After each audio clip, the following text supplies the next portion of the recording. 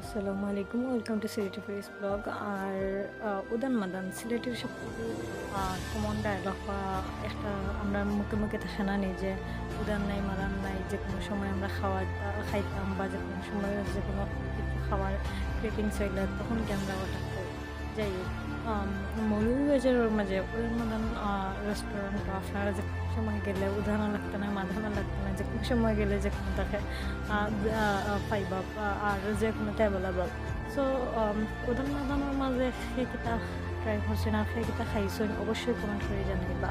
আর কার কোনটা সব থেকে বেশি ভালো লাগে।